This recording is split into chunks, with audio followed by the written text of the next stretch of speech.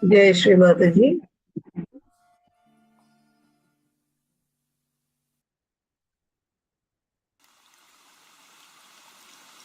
I warmly welcome you, all my brothers and sisters,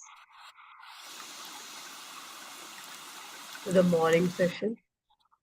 As the first light of the dawn touches the earth, we sit together in stillness, ready to begin this day in the loving presence of our Divine Mother.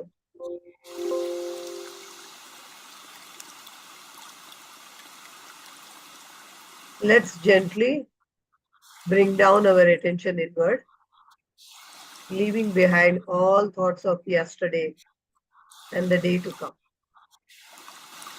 This is a sacred time, a moment to awaken not just the body, but the deep silence within, where peace lives eternally. Feel the breath, soft, natural, flowing in and out like waves upon the shore.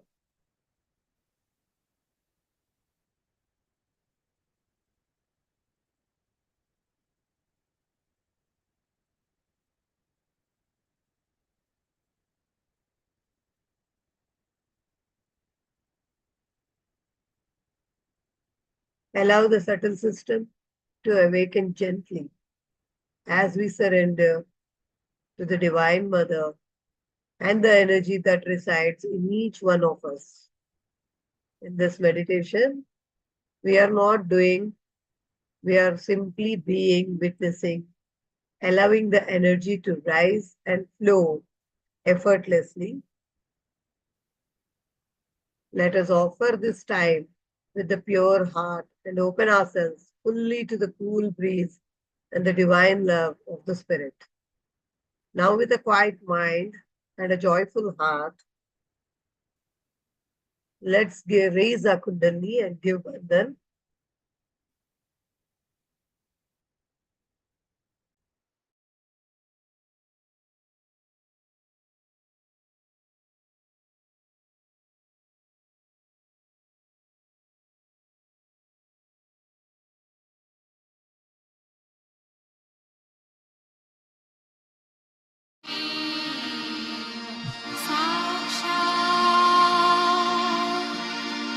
Shri Mahalakshmi Mahasaraswati Mahakali Trigunaatmika Kundalini Sakshat Shri Adi Shakti Mataji Shri Nirmala Devi Namo Namah Om Tvameva Sakshat Shri Kalki Sakshat Shri Adi Shakti Mataji Shri Nirmala Devi Namo Namah Om Tvameva Sakshat Shri Kalki Sakshat Shri Sahasrar Swamini Moksha Pradayini Mataji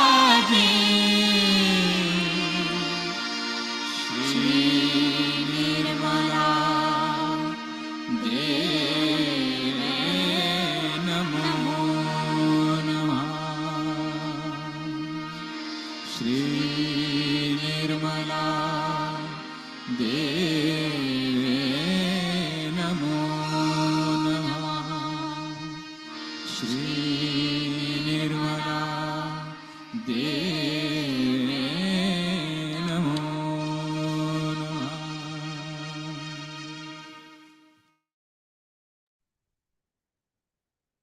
Let's all humbly bow down to Shri once again within our hearts as we keep our right hand on your left heart and say slowly with a deep feeling,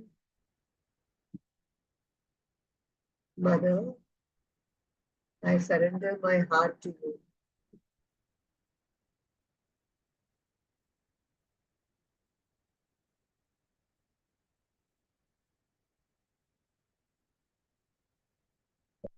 Heartbeat only with love for you.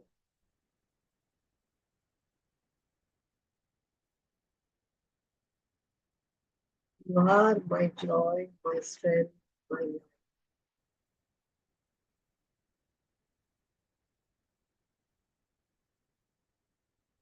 Verily, you are my joy, my strength, my life.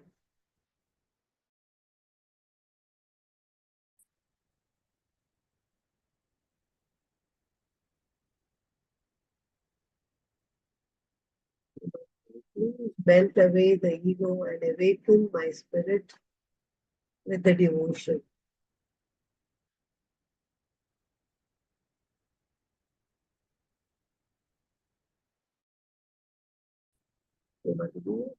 Please melt away my ego, super ego, and awaken my spirit's devotion towards you.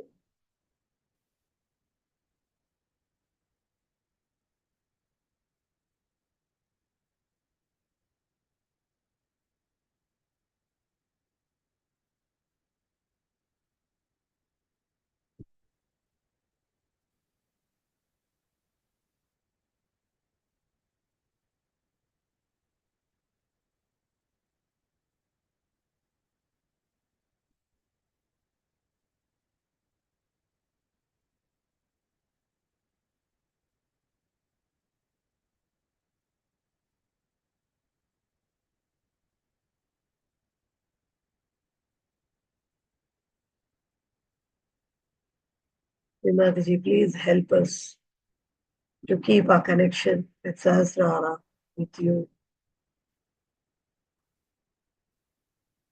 as we surrender all our thoughts and seek your forgiveness at this moment. We rest our attention at your lotus feet, Srimati.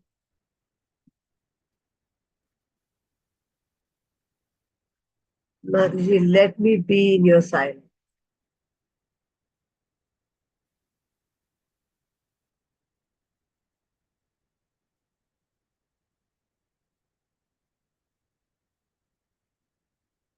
Mother, let me be in your silence. May I dissolve your bliss. May I dissolve your bliss completely, Srimati.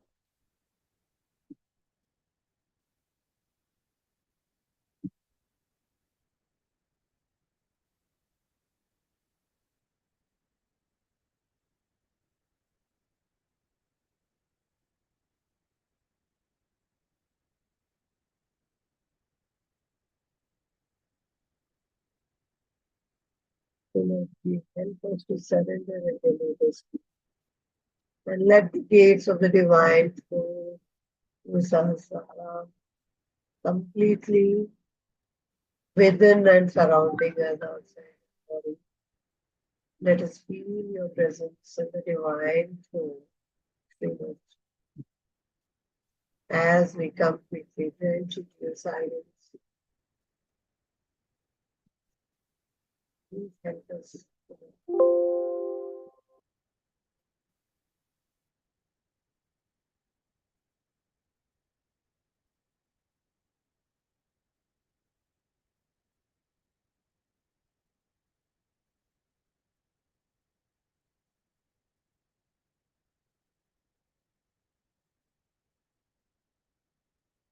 Please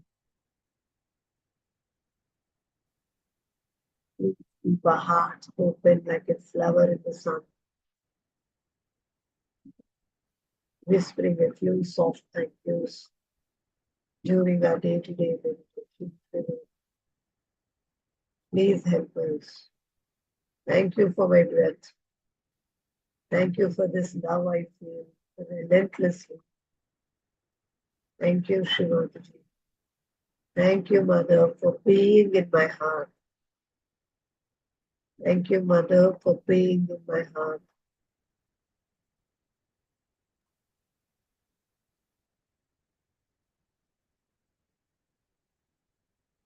And let's all get into more silence with you, Shiva, blissful state. Let's enjoy completely, keeping our attention on Sahasrara at the lotus feet of Shiva, surrendering ourselves and Sahasrara once again to Shiva with the thoughtless awareness as we enjoy the blissful state of Shrimadiji's presence within us. Let us also hear to the divine thought, keeping our attention in Sahasrara.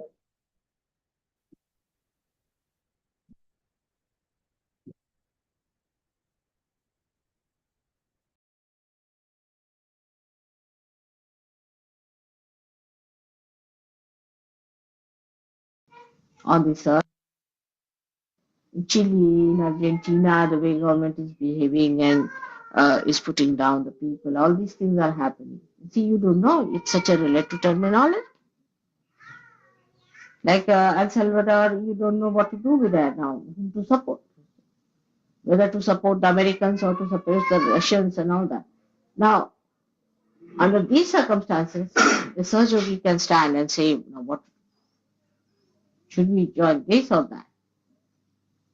All is a wasteful thing. It's just a game going on. Let them break their heads. They are good for nothing, useless people. So you cannot solve these problems, and you are not supposed to solve them.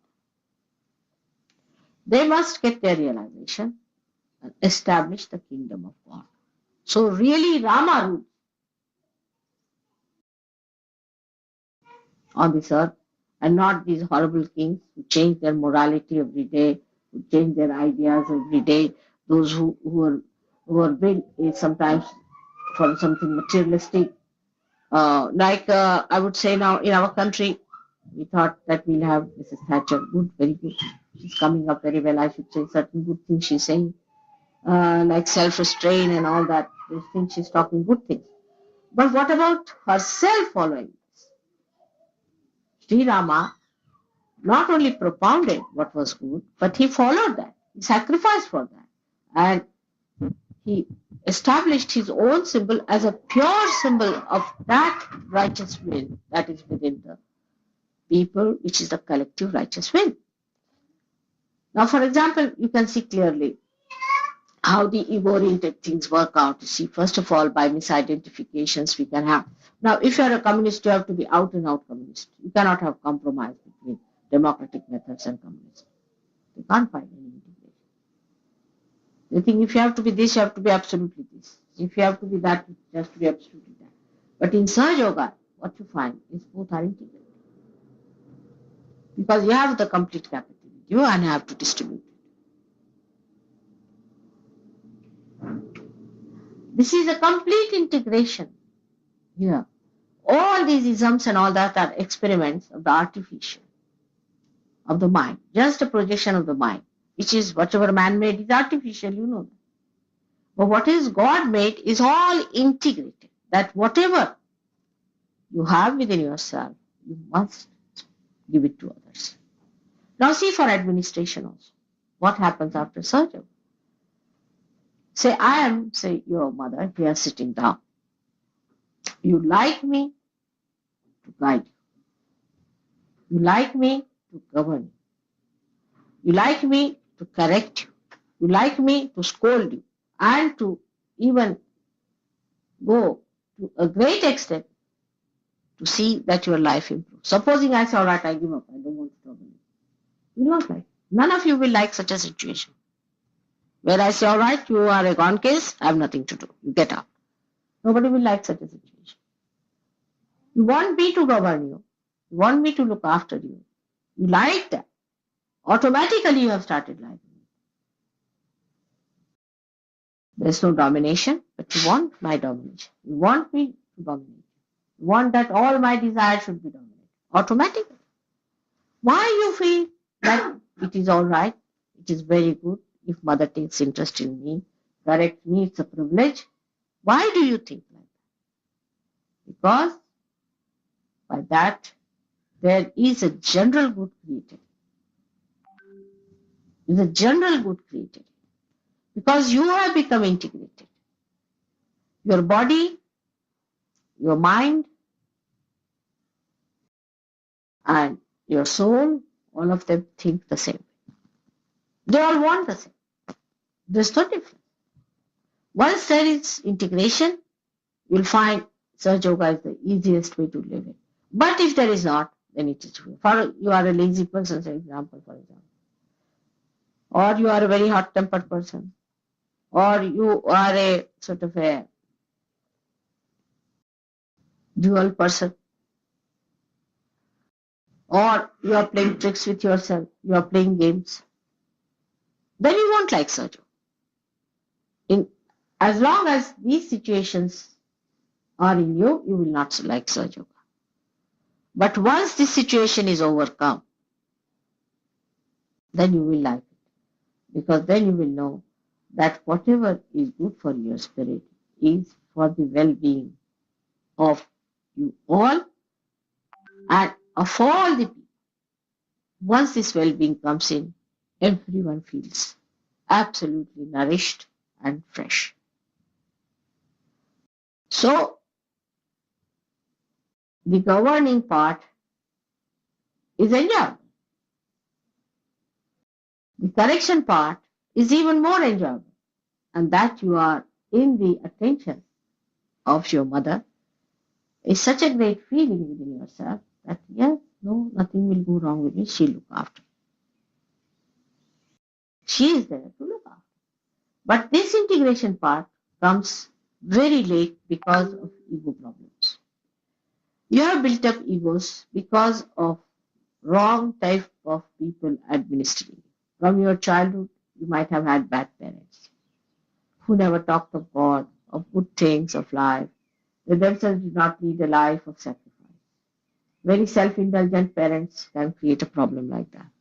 They never gave you the right type of life, a proper value system which should have been there. They never educated how to enjoy righteousness, virtues in life. Possibly later on, the country in which you are born, the other people who surround you also might have done that. Also, your government, whichever you have known, must have done that. So when these things change, when you find that you have achieved that kind of integration within you, that whatever your body likes is to good for your spirit. Like, say, for example, I don't like certain things myself. I don't like drinks. I don't like it. I just don't like it. Nobody can tempt me. I mean, no question of temptation. I just don't like it. I will hate the things which are really bad for my spirit. Automatically, I don't have to tell myself. It's just to tell lies, I don't lie. All right, because it harms me there. I don't like. Whatever is good for your spirit will automatically work out as soon as this integration takes place. And this is the work of Sahaja Yoga today. That's why I said it is Kruta Yoga, is to be done. And this integration must be achieved within ourselves. So sometimes you have to make your body to come to this level. Maybe you are under the influence of some boots. Your body doesn't help. A little bit of tapasvita or penance is needed after surgery to make this possible. And then once you start enjoying it, then you like it. Like driving a car. In the beginning it's difficult. Or swimming, anything. When you try to do it, it's rather difficult in the beginning. If I say, you forget it now, Whatever you have done in the past, you forget it. Now get to the new things. You have to do it. So you have to put your mind to it with all your full zest. That all right, if my body is not helping me, all right, I'll try to improve my body because I'm not the body. If my mind is not helping me, I must improve my mind. If my intellect is standing in the way, I'll have to put my intellect right. Because after all, I have to be integrated. If I'm not integrated, I'm not going to enjoy anything. Nor am I going to do anything good to myself or to others. So why am I here? Why am I trying to destroy myself? But when you are disintegrated, you will be surprised your one action will destroy your second action, and second action will destroy third action when you are disintegrated. I'll give you an example. Supposing now I'm sitting here and somebody tells me that this will burn. This is my own mind. But the body wants to burn itself. It says, no, all right, don't listen to this, just burn itself. Now when I say this, it sounds upset. But say, the mind says, you should not take to alcohol. But still you will go to the pub. Then you are disintegrated.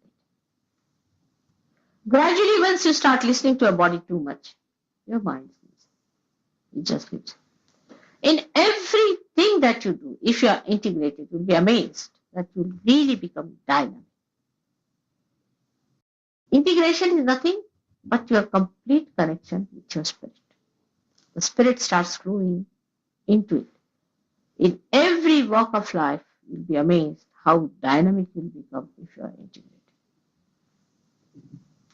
Just the connection is to be absolutely achieved with your spirit. Whenever you think of something, is it good for my spirit?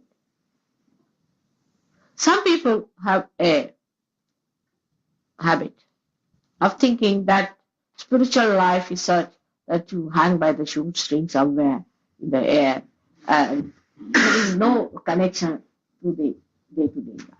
So many people think like that. They say, such a man should be a thin, miserable creature hanging onto some tree or something and should be absolutely in a paranoid state or something, that who is frightened of the whole world, who cannot talk to anyone, who is so much exclusive that he becomes a recluse. These absurd ideas should be given up by surgery. You have to be very much there, absolutely there, between all of them. But something you should be rare, a different type, a unique personality. You have to be there with all these things that are going on. Now, people are frightened. Even of Sahajogis, they are frightened of Sahajogis. They see somebody negative, oh, this thing, that. You take a fight with that person. Take a fight. How could you dare do this, such a thing? You are a Sahajogi, come up. What do you mean by this? You have to fight. As long as possible, you should try to salvage the person, talk to him in that manner. The other side of it is that when they come to you, then there has to be a kind of a tremendous sincerity.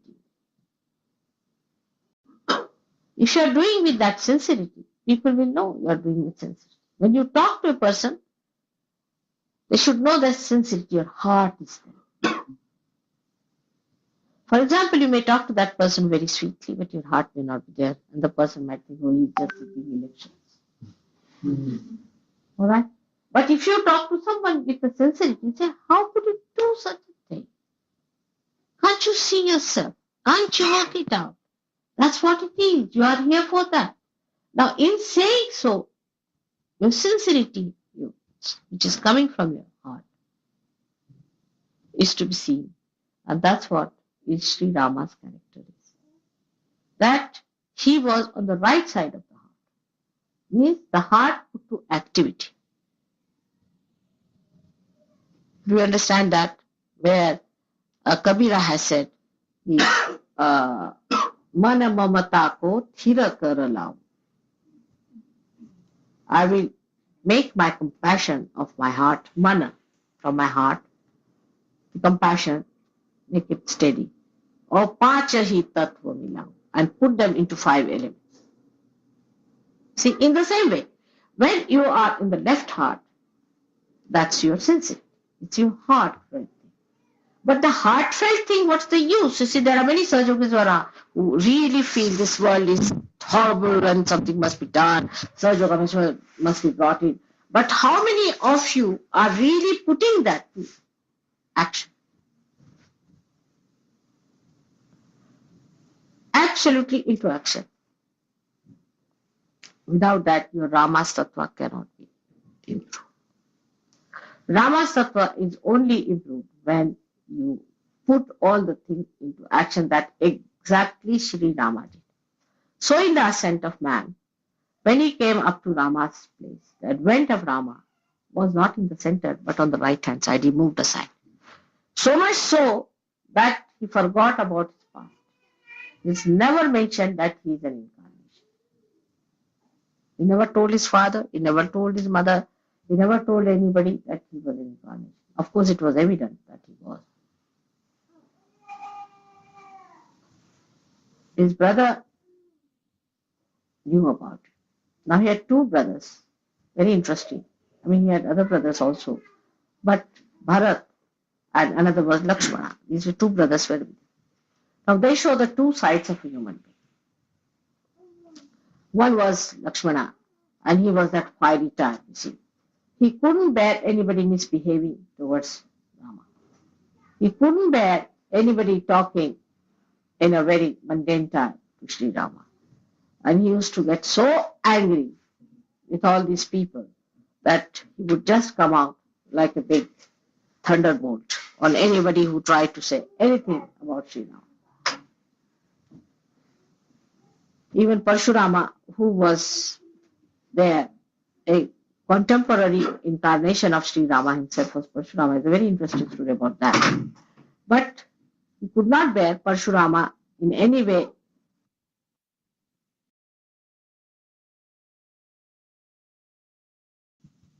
He's the Shesha, as they call it, the serpent which sleeps in the Bhavasagar, on which Sri Vishnu rests. The same Shesha had taken birth at Sri Lanka. Now, for a Western mind, you see, to them, snakes are sort of, if you talk about snakes, for them only they know the Adam and Eve snake. That's all. They don't understand anything. And they can't understand why people worship snakes. You see, snakes are like cobra and all that. They are like the kings. You see, they are the kings of the underground. And Shesha is the one who supports the whole universe. So this Shesha is worshipped, as the cobras are worshipped in many villages in India, even today. You see, because they don't trouble anyone. Because they are like deities are worshipped in India. And they don't sometimes they do, but mostly they do not bite a good religious man. There's a story of Sainath, where a what do you call it, snake charmer was given a lot of money just to kill the Sainath. And he, because Sainath used to in the night suddenly go up to his own swing he had made about 30 feet above the ground. God knows.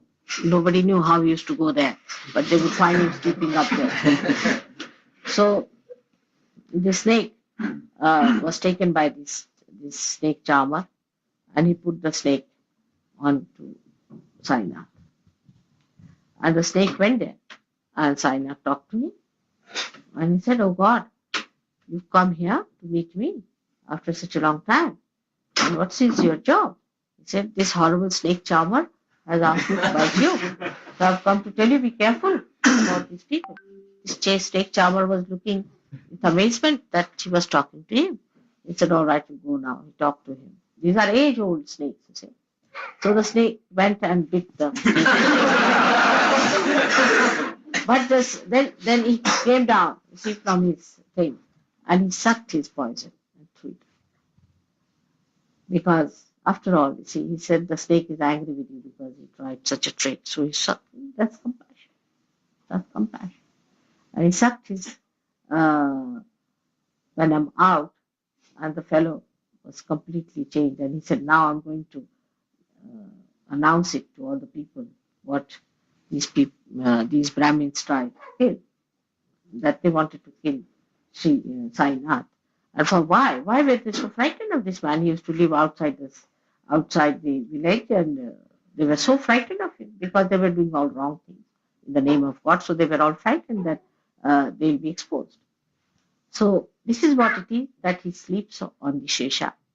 And Shesha is the one who is sometimes expressed in Sahaja Yogis, I've seen, as anger, when you try to be non-protocolish, or when you try to be funny, or you don't behave yourself. That's the Shesha in that. That is also sometimes needed. You have to be a Shesha sometimes, because otherwise people will start misbehaving, and by that they will be harmed. Not that I will be harmed, but they will be harmed. So that kind of temperament is also needed. But the other one is very interesting, is that of Bharata, the brother. He showed how Sri Rama bestowed the kingdom to him because of his mother's agitation. And he didn't know what to do. So because he went back to Rama and he said, "I to take back your kingdom, I don't want anything. You are the one who should govern. Why should I have it?" So Rama said, "All right, you just be there in charge of the kingdom. I have to obey my father. I have to obey my mother because I have given them a promise." So Sri Rama's another great quality was, once given a promise, is to be kept. This is another quality we have to have, that if you have promised anything, you have to. If you have said, "I will do this," you must do it. You should not find out excuses to avoid it. It's absolutely an anti-God activity to avoid doing things that you have promised. Your deities will never be happy.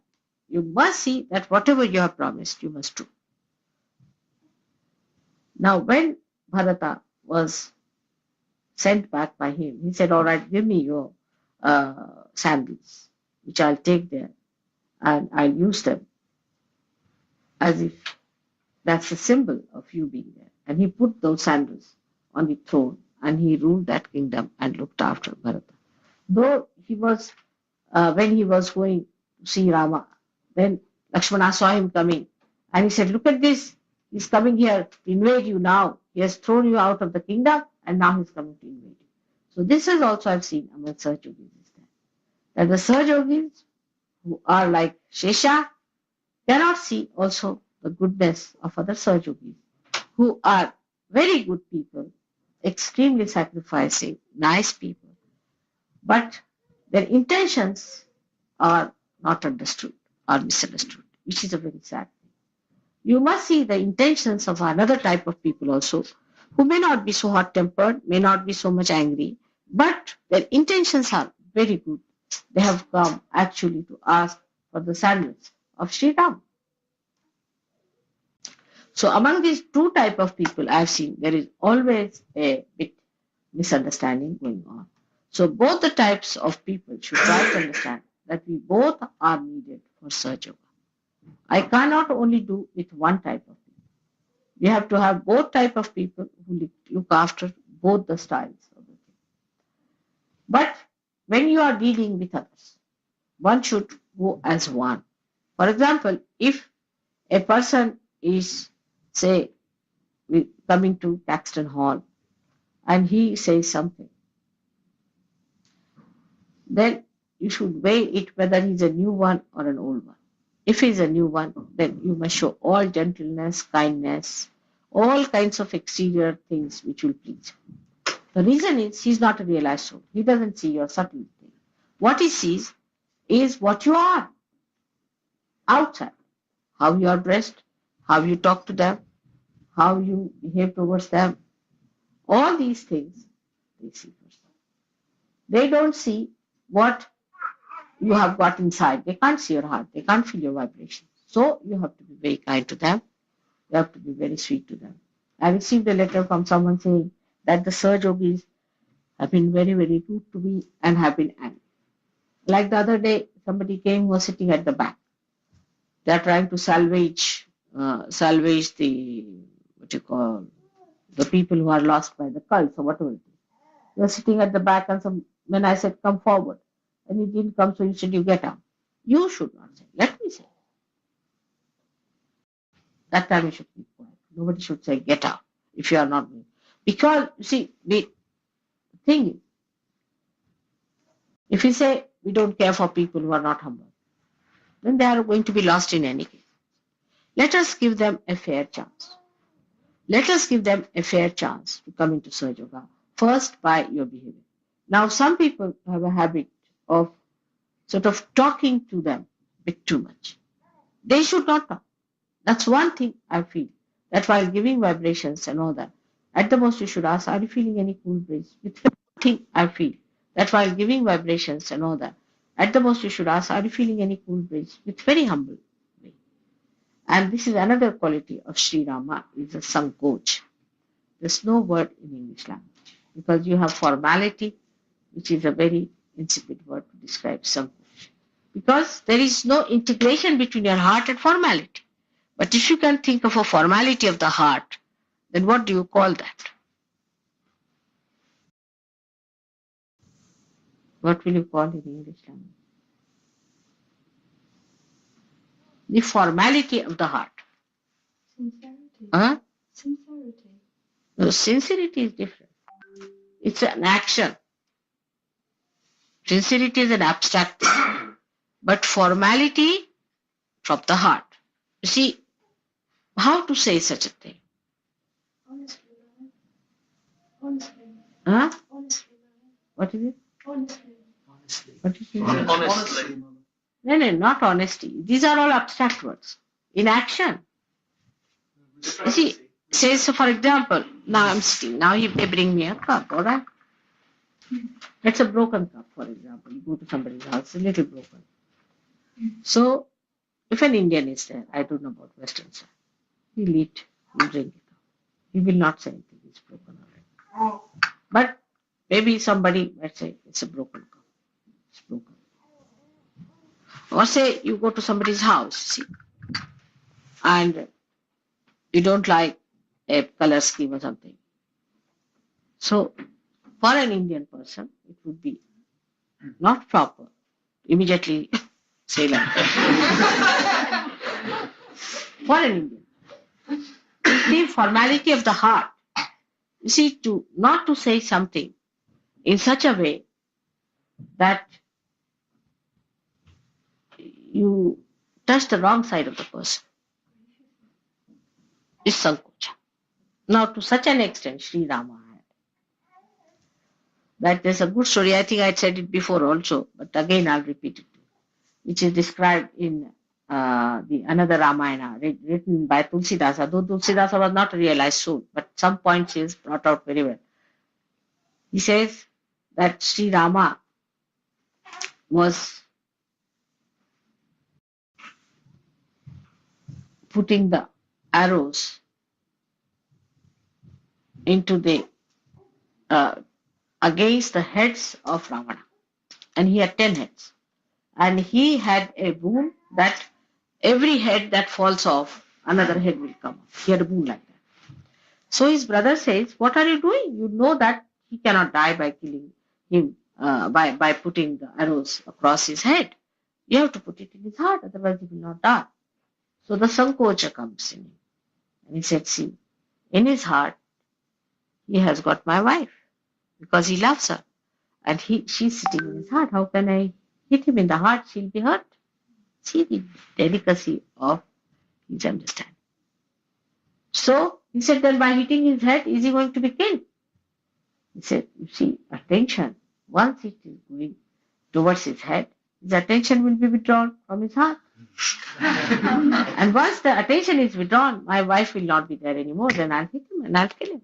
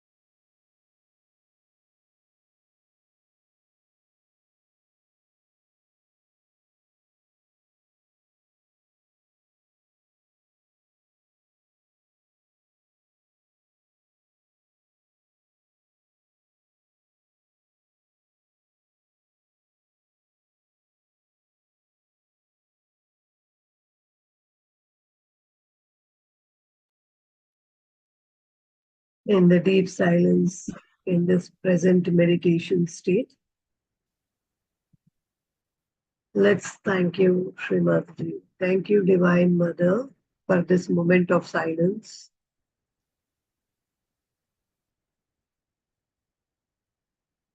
Thank you, Mother, for this love you have awakened in me. Thank you for guiding me back to your feet. I am nothing without you.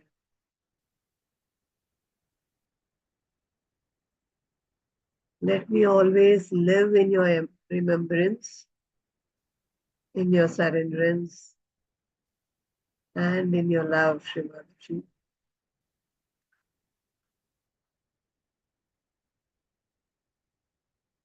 As you inhale deeply now, let's feel Mother's love fill our chest, lungs, heart completely.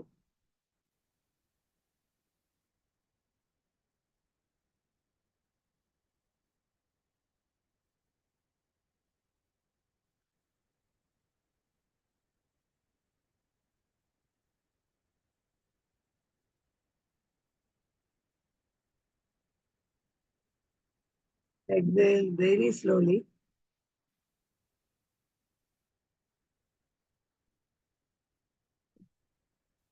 All the worries, burdens, anxieties, thoughtless, everything at the lotus feet. Let's feel the stillness. Feel the peace within.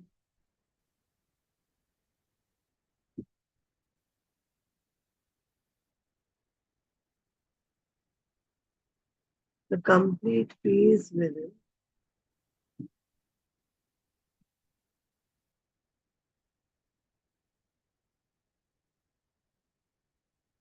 And now once again say from your heart to Srimati completely. Mother, I am yours always.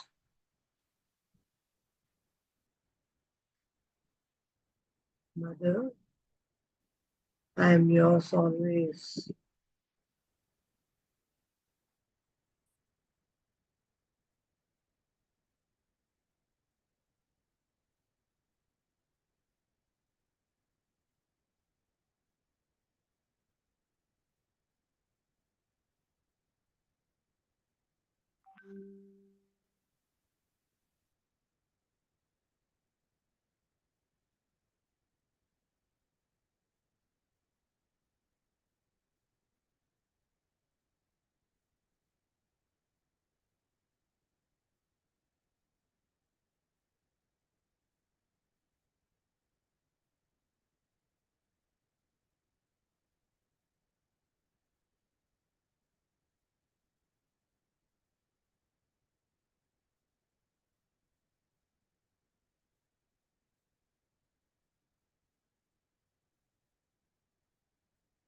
You feel the vibrations in your hands. Feel your whole being in silence, surrendered free. You are not seeking a salvation anymore. You are resting in it. This is her gift. This is who you truly are.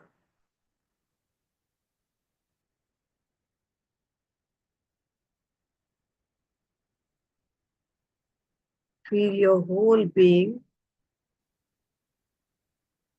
in silent and surrendered freely. You are not seeking salvation anymore. You are resting in it. This is her gift. This is who you truly are. When you feel ready, gently open your eyes and carry this peace with you always.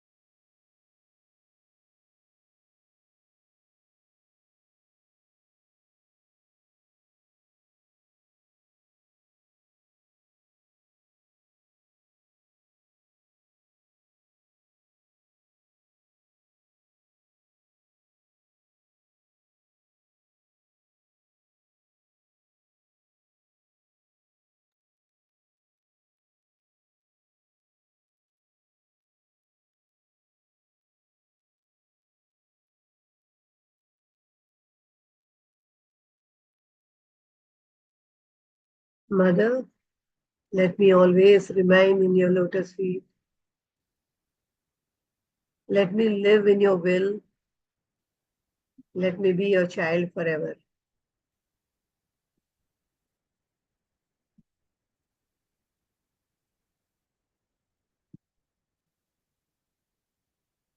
Let me always remain at your lotus feet. Mother, let me live in your will. Let me be your child forever.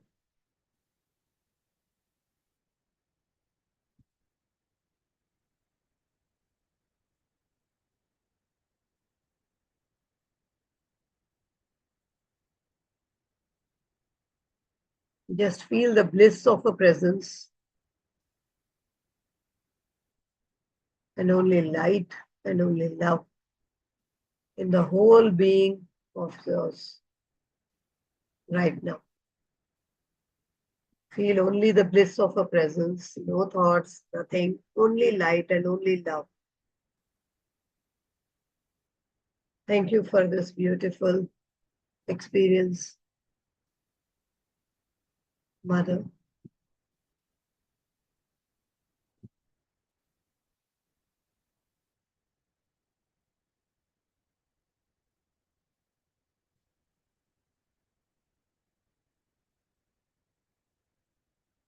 Thank you for the divine love which is flowing through all of us at this moment.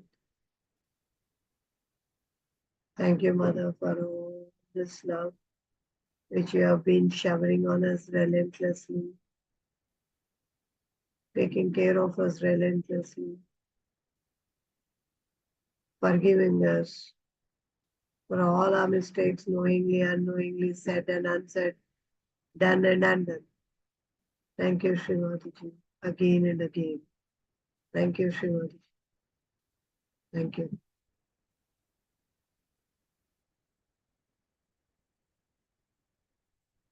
Those who want to leave the session can leave now after taking Bandhan.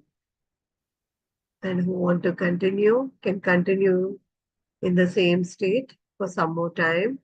We would play some music for you. When you leave, please take Bandhan and raise your Kundalini. Thank you.